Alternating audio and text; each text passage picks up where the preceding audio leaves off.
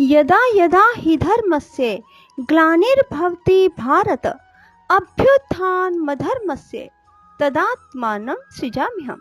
राधे राधे मेरे प्यारे भाइयों बहनों माताओं व बंधुओं, संस्कार की बातें चैनल में आपका स्वागत है। बंधुओं, आज मैं आपको सुनाने जा रही हूँ पितृपक्ष में श्रीमद् भागवत गीता का 3रा अध्याय। बंधुओं, यदि आप चाहते हैं कि आप पितृ ऋण से मुक्त हो जाएं, आपके सभी कार्य बनते चले जाएं, अर्थात आपके कार्यों में आ रही रुकावटें सदा के लिए दूर हो जाएं, तो पितृपक्ष में आप अपने पितरों को मनाएं। बंधुओं, कैसे मनाएंगे आप अपने पितरों को? बंधुओं, पीपल के वृक्ष के नीचे प्रातःकाल कच्ची लस्सी चढ़ाएं और एक शुद्ध घी का दीपक जलाएं। ओम पितृभ्यो नमः, ओम पितृभ्यो नमः ऐसा 11 बार बोलें और साथ ही श्रीमद् भागवत गीता का अध्याय सुने, पितृपक्ष की कथा सुने। बंधुओं, देखना कैसे पितृपक्ष में ही आपके पितृ तृप्त होंगे।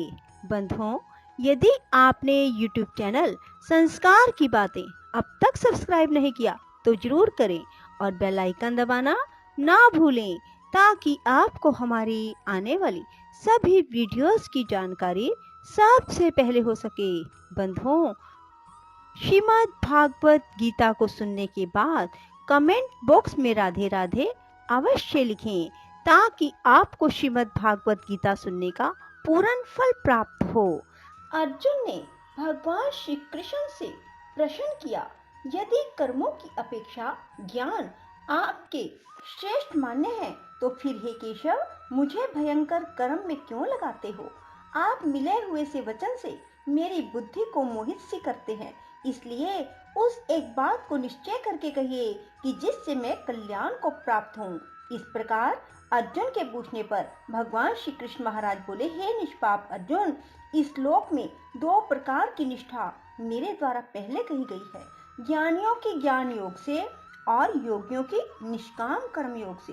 परंतु किसी भी मार्ग के अनुसार कर्मों को स्वरूप से त्यागने की आवश्यकता नहीं है, क्योंकि मनुष्य ना तो कर्मों के ना करने से निष्कर्मता को प्राप्त होता है, ना कर्मों को त्यागने मात्र से भगवत साक्षात्कार रूप सिद्धि को प्राप्त होता है, तथा सर्वथा कर्मों का स्वरूप से त्याग हो भी नहीं सकता, क्योंकि कोई भी पुरुष किसी काल में क्षण मात्र भी बिना कर्म किए नहीं रहता है। निसंदेह सभी पुरुष प्रकृति से उत्पन्न हुए गुणों द्वारा परवश हुए कर्म करते हैं।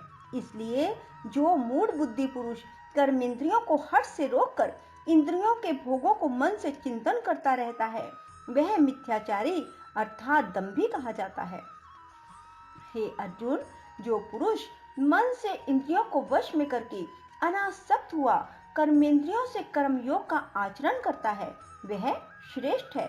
इसलिए तू शास्त्र विधि से नियत किए हुए स्वधर्म रूप कर्म को कर, क्योंकि कर्म ना करने की अपेक्षा कर्म करना श्रेष्ठ है। कर्म ना करने से तेरा शरीर निर्वाह भी नहीं सिद्ध होगा। हे अर्जुन, बंधन के भय से भी कर्मों का त्याग करना योग्य नहीं है, क्योंकि यज्ञ अर्थात विष्णु के निमित्त किए हुए कर्म के सिवा अन्य कर्म में लगा हुआ ही यह मनुष्य कर्मों द्वारा बनता है। इसलिए हे अर्जुन, आसक्ति से रहित हुआ उस परमेश्वर के निमित्त कर्म का भली प्रकार आचरण कर। कर्म ना करने से तू पाप को भी प्राप्त होगा, क्योंकि प्रजापति ब्रह्मा ने कल्प के आदि में यज्ञ सहित प्रजा को रचकर कहा कि इस यज्ञ द्वारा तुम लोग वृद्धि को प्राप्त हो, और यह यज्ञ तुम लोगों को इच्छित कामनाओं के देने वाला होवे। तुम लोग इस यज्ञ द्वारा देवताओं की उन्नति करो, और वे देवता लोग तुम लोगों की उन्नति करें। इस प्रकार आपस में कर्तव्य समझकर उन्नति करते हुए परम कल्याण को प्राप्त होगे। यज्ञ द्वारा बढ़ाए हुए देवता लोग तुम्हारे लिए बिना मांगे ही प्रिय भोगों को देंगे। उनके द्वारा दिए हुए भोगों को जो पुरुष इनके लिए बिना दिए ही भोगता है, वह निश्चय चोर है। कारण यज्ञ से बचे हुए अन्न को खाने वाले श्रेष्ठ पुरुष सब पापों से छूटते हैं और जो पापी लोग अपने शरीर पोषण के लिए ही पकाते हैं वे तो पाप को ही खाते हैं, क्योंकि संपूर्ण प्राणी अन्न से उत्पन्न होते हैं और अन्न की उत्पत्ति वृष्टि से होती है, वृष्टि यज्ञ से होती है और वह यज्ञ कर्मों से उत्पन्न होने वाला है। उस कर्म को तू वेद से उत्पन्न हुआ जान, और वेद अविनाशी परमात्मा से उत्पन्न हुआ है। इससे सर्वव्यापी परम अक्षर परमात्मा सदा ही यज्ञ में प्रतिष्ठित है। हे पार्थ, जो पुरुष इस लोक में इस प्रकार चलाए हुए सृष्टि चक्र के अनुसार नहीं बरतता है, अर्थात शास्त्र अनुसार कर्मों को नहीं करता है, वह इंद्रियों के सुख को भोगने वाला पाप आयु पुरुष व्यर्थ ही जीता है। जो मनुष्य आत्मा ही में प्रीति वाला और आत्मा में ही तृप्त तथा आत्मा में ही संतुष्ट होवे, उसके लिए कोई कर्तव्य नहीं है, क्योंकि इस संसार में उस पुरुष का किए जाने से भी कोई प्रयोजन नहीं है, ना किए जाने से भी कोई प्रयोजन नहीं है। इसका संपूर्ण भूतों में कुछ भी स्वार्थ संबंध नहीं है, तो भी उसके द्वारा केवल लोकहित अर्थ कर्म किए जाते हैं। इससे तू अनासक्त हुआ निरंतर कर्तव्य कर्म का अच्छी प्रकार आचरण कर, क्योंकि अनासक्त पुरुष कर्म करता हुआ परमात्मा को प्राप्त होता है। इस प्रकार जनकादि ज्ञानी जन भी आसक्ति रहित कर्म द्वारा ही परम सिद्धि को प्राप्त हुए हैं। इसलिए तथा लोक संग्रह को देखता हुआ भी तू कर्म करने को योग्य है, क्योंकि श्रेष्ठ पुरुष जो जो आचरण करता है अन्य पुरुष भी उसके ही अनुसार बरतते हैं। वह पुरुष जो कुछ प्रमाण कर देता है लोग भी उसी के अनुसार बरतते हैं। इसलिए हे अर्जुन, यद्यपि मुझे तीनों लोकों में कुछ भी कर्तव्य नहीं है, किंचित भी प्राप्त होने योग्य वस्तु अप्राप्त नहीं है, तो भी मैं कर्म में बरतता हूँ, क्योंकि यदि मैं सावधान हुआ कदाचित कर्म में ना बरतूं तो हे अर्जुन, सब प्रकार से मनुष्य मेरे बर्ताव के अनुसार बरतते हैं, अर्थात बरतने लग जाएं। यदि मैं कर्म ना करूं तो ये सब लोग भ्रष्ट हो जाएं। मैं वरन शंकर का करने वाला हूँ और इस सारी प्रजा का हनन करूं, अर्थात मारने वाला बनूं। इसलिए हे भारत, कर्म में आसक्त हुए अज्ञानी जन जैसे कर्म करते हैं, वैसे ही अनासक्त हुआ विद्वान भी लोक शिक्षा को चाहता हुआ कर्म करे। ज्ञानी पुरुष को चाहिए कि कर्मों में आसक्ति वाले अज्ञानियों की बुद्धि में भ्रम अर्थात कर्मों में अश्रद्धा उत्पन्न न करें, किंतु स्वयं परमात्मा के स्वरूप में स्थित हुआ सब कर्मों को अच्छी प्रकार करता हुआ उनसे भी वैसे ही करावे। हे अर्जुन, वास्तव में संपूर्ण कर्म प्रकृति के गुणों द्वारा किए हुए हैं, तो भी अहंकार से मोहित हुए अंतःकरण वाला पुरुष मैं करता हूँ ऐसे मान लेता है। परंतु हे महाबाहो, गुण विभाग कर्म विभाग के तत्व को जानने वाला ज्ञानी पुरुष संपूर्ण गुणों में वर्तते हैं ऐसे मानकर नहीं आसक्त होता है, और प्रकृति के गुणों से मोहित हुए पुरुष गुण और कर्मों में आसक्त होते हैं। उन अच्छी प्रकार ना समझने वाले मूर्खों को अच्छी प्रकार जानने वाला ज्ञानी पुरुष चलायमान ना करे। इसलिए हे अर्जुन, तू ध्यान निश्चित से संपूर्ण कर्मों को मुझ में समर्पण करके आशा रहित और ममता रहित होकर संताप रहित हुआ युद्ध कर।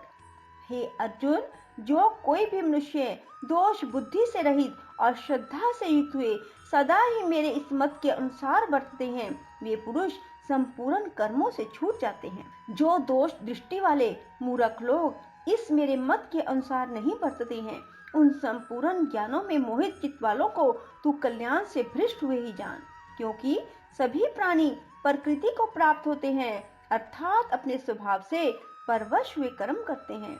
ज्ञानवान भी अपनी प्रकृति के अनुसार चेष्टा करता है, फिर इसमें किसी का हट क्या करेगा।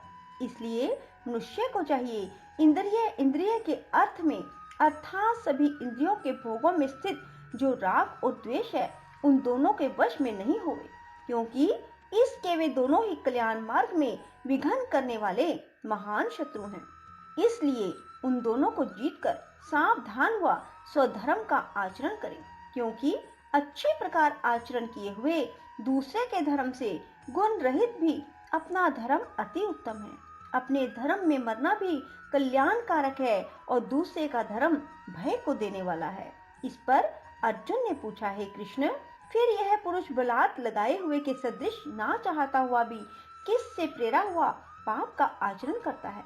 इस प्रकार अर्जुन के पूछने पर श्री कृष्ण महाराज बोले, हे अर्जुन, रजोगुण से उत्पन्न हुआ यह काम ही क्रोध है। यह ही महा अशन अर्थात अग्नि के सदृश भोगों से ना तृप्त होने वाला बड़ा पापी है। इस विषय में इसको ही तू वैरी जान। जैसे धुएं से अग्नि, मल से दर्पण ढका जाता है, जैसे जेर से गर्भ ढका हुआ है, वैसे ही उस काम के द्वारा यह ज्ञान ढका हुआ है। हे अर्जुन, इस अग्नि सदृश ना पूर्ण होने वाले काम रूप ज्ञानियों के नित्य वैरी से ज्ञान ढका हुआ है। इंद्रियां, मन, बुद्धि इस काम के वास स्थान कहे जाते हैं। यह काम इन मन, बुद्धि, इंद्रियों द्वारा ही ज्ञान को आच्छादित करके इस जीव आत्मा को मोहित करता है। इसलिए हे अर्जुन, तू पहले इंद्रियों को वश में करके ज्ञान और विज्ञान के नाश करने वाले इस काम पापी को निश्चय पूर्वक मार। यदि तू समझे कि इंद्रियों को रोककर काम रूप वैरी को मारने की मेरी शक्ति नहीं है, तो तेरी यह भूल है। क्योंकि इस शरीर से तो इंद्रियों को अर्थात श्रेष्ठ, बलवान, सूक्ष्म कहते हैं, और इंद्रियों से पर मन है, मन से भी पर बुद्धि है, जो बुद्धि से भी अत्यंत पर है, वह आत्मा है। इस प्रकार बुद्धि से पर अर्थात सूक्ष्म, सब प्रकार बलवान और श्रेष्ठ अपने आत्मा को जानकर बुद्धि के द्वारा मन को वश में करके, हे महाबाहो, अपनी शक्ति को समझकर इस दुर्जय काम रूप शत्रु को मार। बोलो श्री कृष्ण भगवान की जय। इति श्री मद् भागवत गीता 3 अध्याय संपूर्णम। राधे राधे। जय श्री कृष्णा। ओम हरे राम राम राम हरे हरे, हरे कृष्ण कृष्ण कृष्ण कृष्ण हरे